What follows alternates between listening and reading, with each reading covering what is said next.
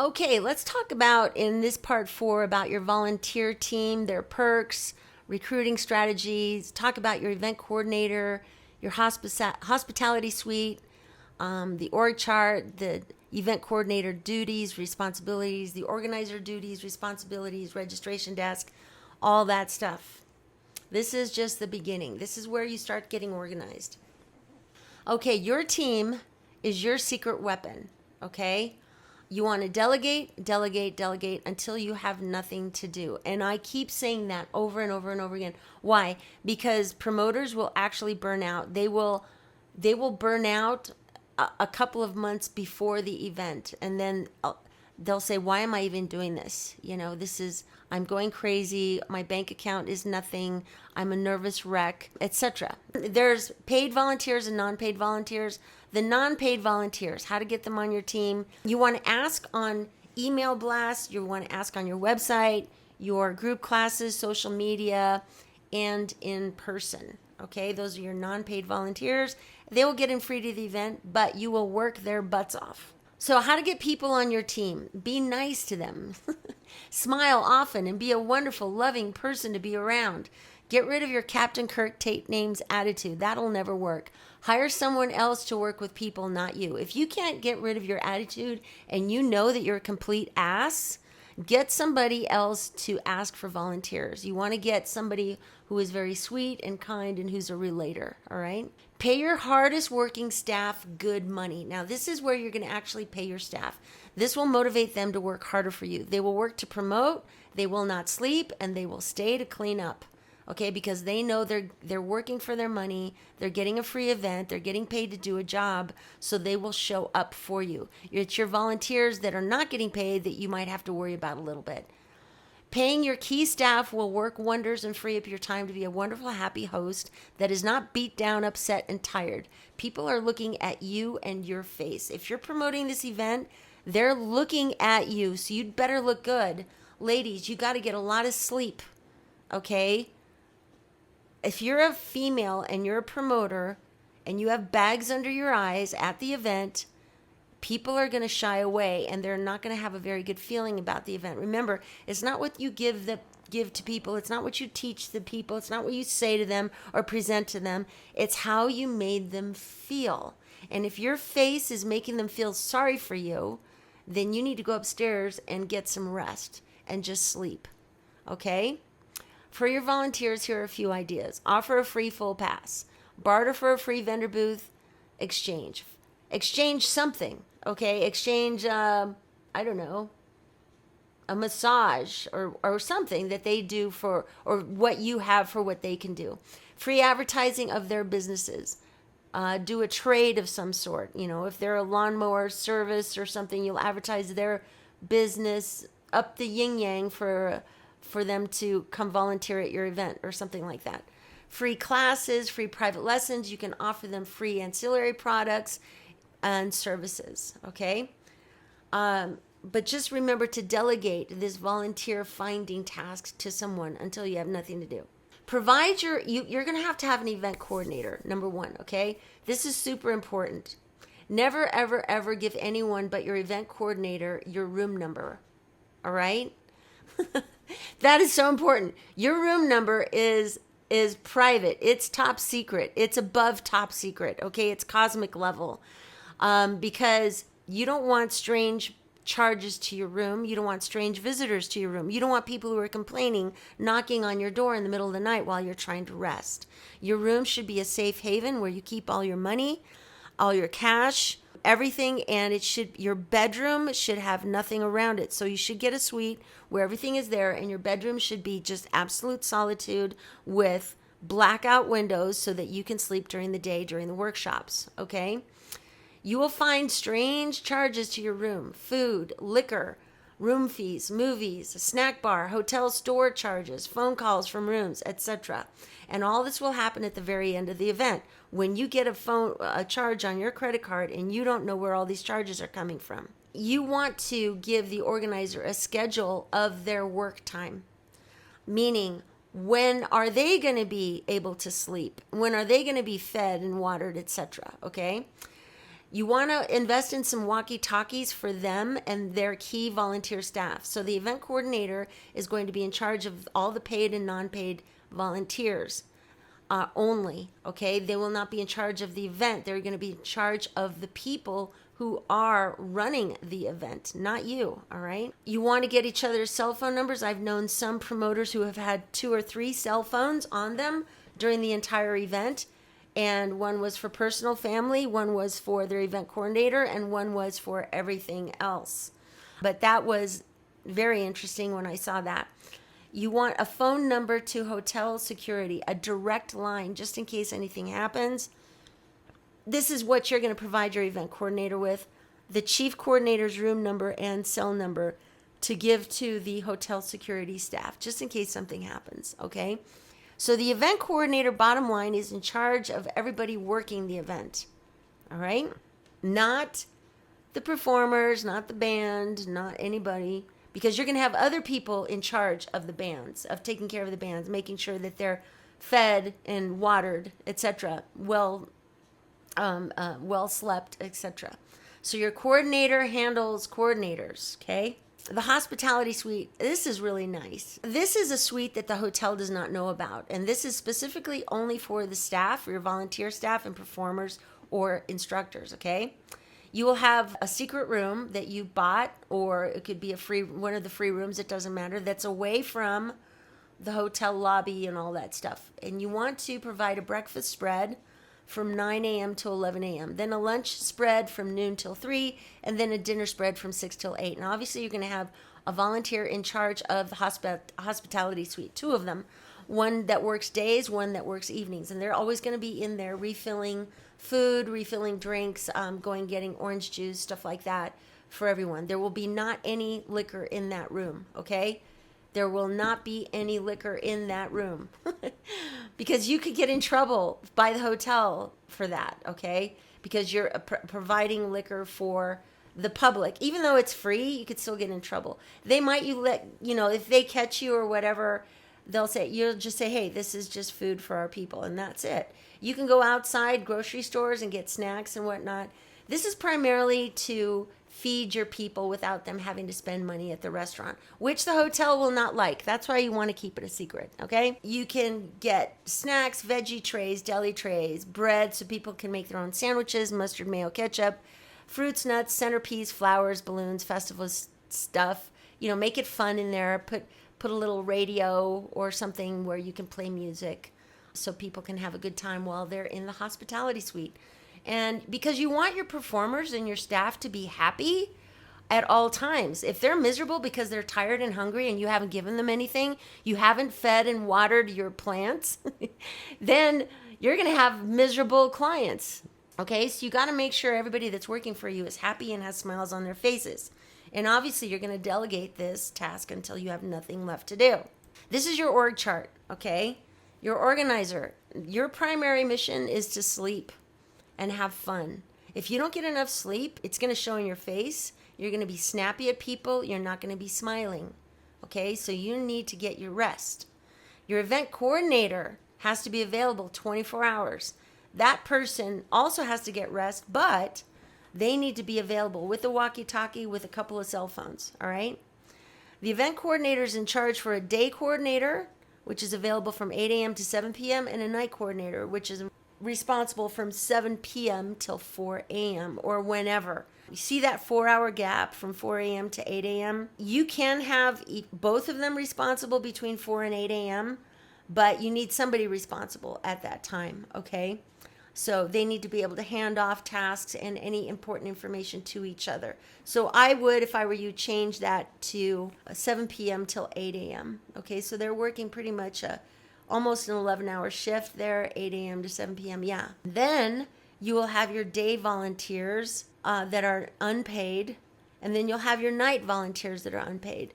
So your day volunteer coordinator is in charge of the volunteers. That's all they're in charge of, is just the volunteers.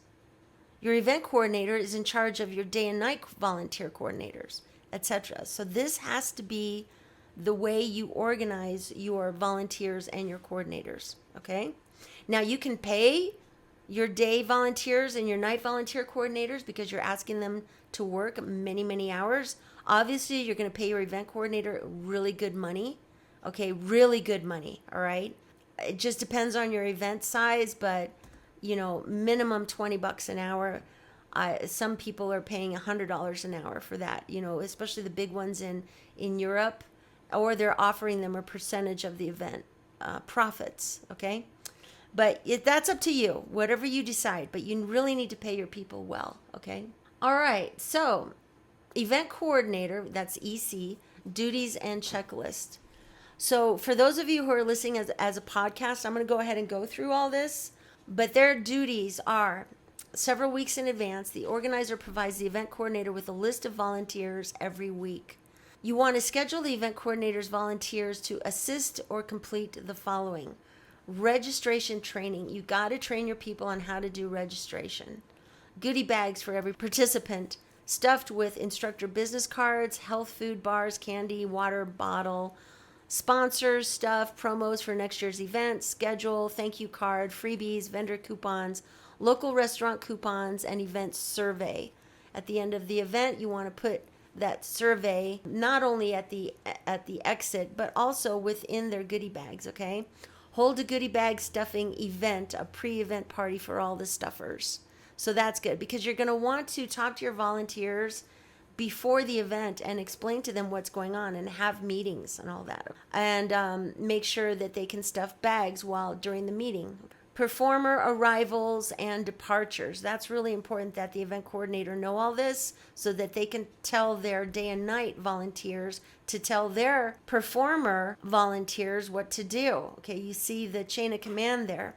For example, when I was in Japan, I had my own interpreter. That's a funny story. I was there for 4 days. Every year, they invited me 4 years in a row to Tokyo, and I was there. I always had my own interpreter. Well, one year, they assigned a woman to me, very pretty Japanese girl. Well, all the Japanese girls are pretty and small, and they're all chain smokers. That's how they stay so thin. It's amazing.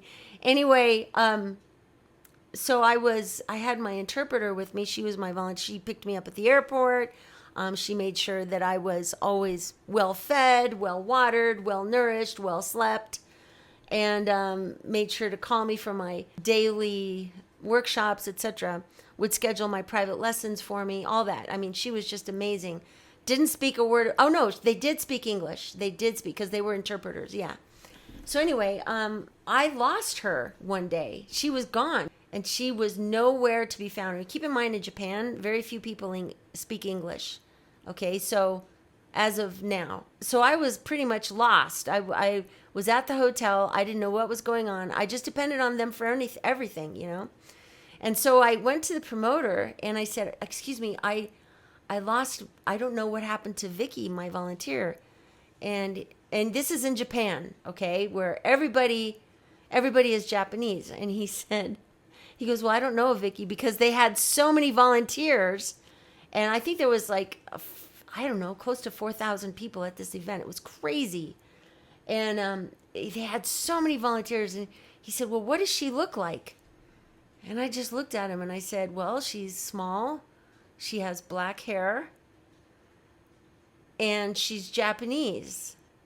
Wow, that really hit me like a lead balloon, because when we're in the United States, we could say, yeah, well, she's Japanese, or she's Korean, or she is, African American, or Mexican, or she has red hair, right?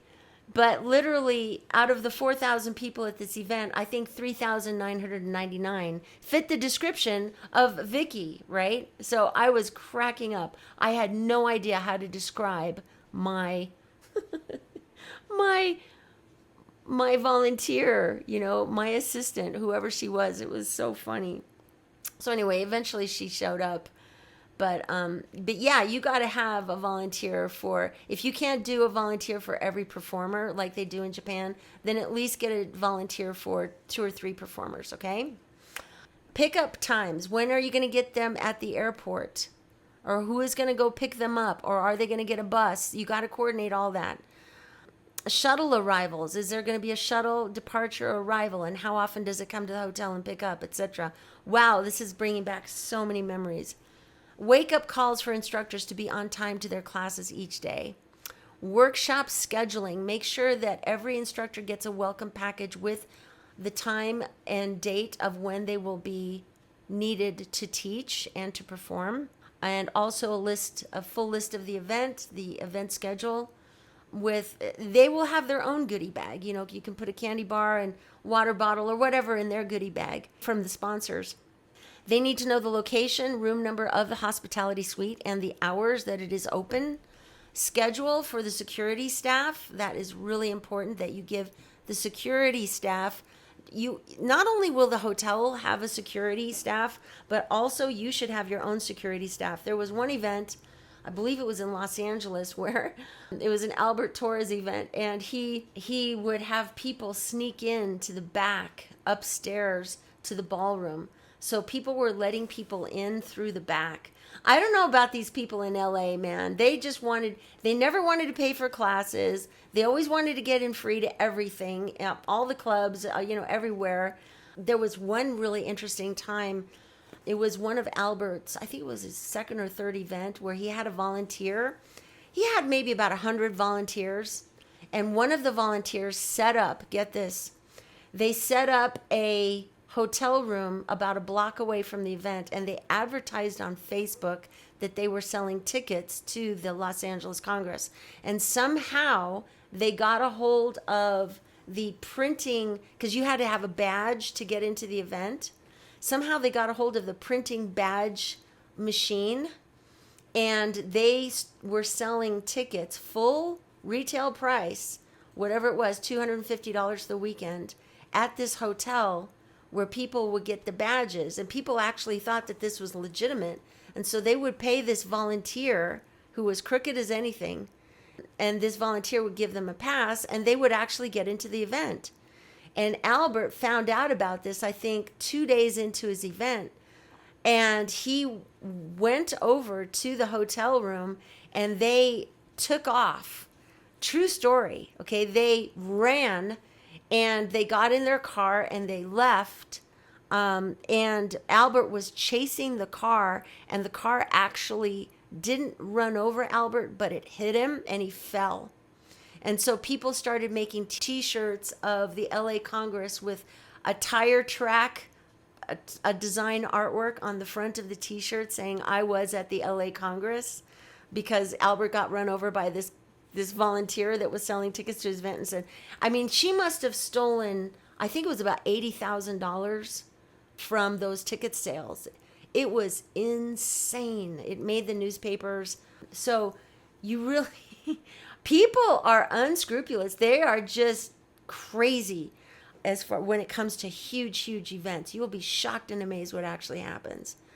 So anyway, let's see. Vendor booths. So your event coordinator will complete the following. When I say complete vendor booths, they need to know where and when all these vendors booths are going to be placed and which vendors are going to be placed at which booths. Now you can sell to vendors booths based on the location of the booth. So if you're in a really bad area where there's not a whole lot of traffic, you can sell that booth for a lesser amount. But if you're in a high traffic area, obviously the vendors are going to pay more for that area. So that is going to be delegated out. You're going to need volunteers for dance floor setup, maintenance, and disassembly. You're going to need a coordinator for that. You're going to need volunteers for the ballroom and hallway, balloons, decorations, because you want to create a friendly atmosphere. Beginner welcome bags, introduction, stuff like that. Beginner boot camp coordinator, instructor, practice time, Saturday night ballroom, front row seating. I think I mentioned this before, where you have your boot campers. Because they're all beginners, they get front row seats to all the performances that night. Why? Because they're the biggest sellers of your next year's event, from just bragging about how well they were treated, and they will be your clients for life. So you really got to treat your beginners with a lot of respect at your events by catering to them and telling them how wonderful they are, giving them roses, getting them front row seats, a nice welcome bag, because they are your future. You need a DJ coordinator and scheduler. You need a volunteer for that. And then a volunteer that will help with the coordination, and then a volunteer that will oversee that coordination. You need a vendor coordinator, a sponsor, assistant, and coordinator. That's really important. You need somebody that speaks really good English, has a very business-like, very professional demeanor about them to be the sponsor, assistant, and coordinator. You're going to need a workshop coordinator, a workshop door people. Those people don't have to speak that great of English. They just need to be at the door to make sure everybody who's entering the workshop has a wristband or something that shows that they've paid for the event. A band coordinator. You're going to need somebody here who speaks Spanish or whatever language that the band speaks. A performer coordinator, same thing. They need to know 2 languages. A hospitality suite volunteer, food replenishment volunteers, and a cleanup crew. So this is how you delegate all these different tasks, because you're going to need volunteers, at least 1, maximum 4 per task here, okay? Event coordinator duties and responsibilities. This guy or girl manages the following 2 people, the day volunteer and the evening volunteer. The day volunteer must account for and brief workshop volunteers. Why? Because they're in charge of workshops all day. That's what happens during the day. Volunteer detailed schedule including food, water, breaks, etc. Fill in for no-shows. What if an instructor doesn't show up? We need somebody in there to fill in. So you're going to need fill-in instructors, a list for that if you want. You don't have to, or you're going to just have somebody teach again. For example, you had somebody teach a class and ask them if they have another class right away, or if they're not doing anything, we had a no-show, would you like to teach again? Normally you can get the people who just taught to taught again because they're on a high, they're on a roll, people liked them, and just say, okay, well, what was going to be taught here? Well, spins. Well, then they'll teach spins. Or if they just want to teach something that they want to teach, that's fine. But you can't get somebody from New York teaching Cuban style rhythm. It might be difficult. But, have them teach something that they're really good at to fill in for the no-show. You want to be able to feed them, inform them of where to get free food at the hospitality suite, feed and water your volunteers, schedule volunteer breaks. You want happy volunteers, and if the volunteers don't get a break, they will be pissed off, and that will reflect on your clients. Remember, they are your front row line of battle. I shouldn't say battle, but they're your front line to all your paying clients. So you got to make sure your volunteers are happy. You want to inform them of where to get free food at the hospitality suite. Your evening volunteer coordinator. This person is in charge of evening stuff. They need to be able to stay up till the wee hours of the morning to get stuff done. They must account for and brief the night shift and performers. Every evening volunteer should know who their evening coordinator is. And that person is a paid person. They must volunteer detailed schedules, including food, water breaks, meaning the volunteers are going to get a food and water break. They're going to get a schedule. You're going to hire 2 or 3 performer caretakers and personal attendant volunteers. You can either pay them or not. Water jug and plastic cups always filled in the ballroom. Volunteer for that. You need a show coordinator, a caretaker, volunteer. When I say show coordinator, that means somebody who is going to receive the performers and tell them who's going first, second, third, and fourth. Usually the MC will do that. However, the MC has a lot on their plate. So if you can get a volunteer for the MC, that would be amazing, because the MC has to entertain the audience. They should not be in charge of making a list of who's going first, second, third, and fourth on stage. It should be a volunteer doing that.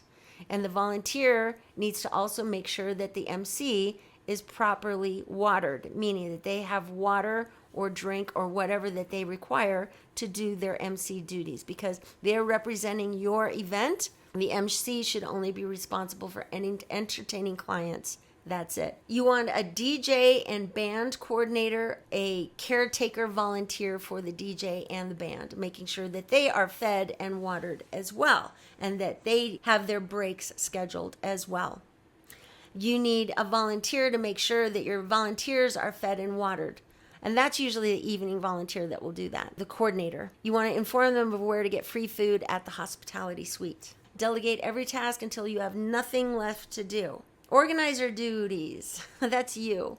You want to make everything look easy. You want to laugh, relax, get plenty of sleep each night, be an excellent host, and if you're the MC, you're going to be an excellent MC as well.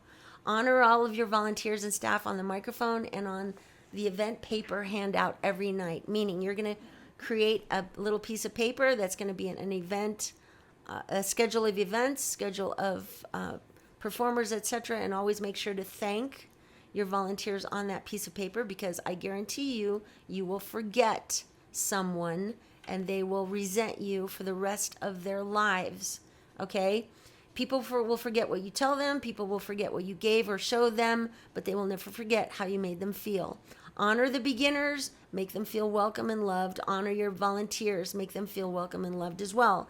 Make sure your guests know about who your very important event coordinator is. That is extremely important, that you honor them in the evening shows.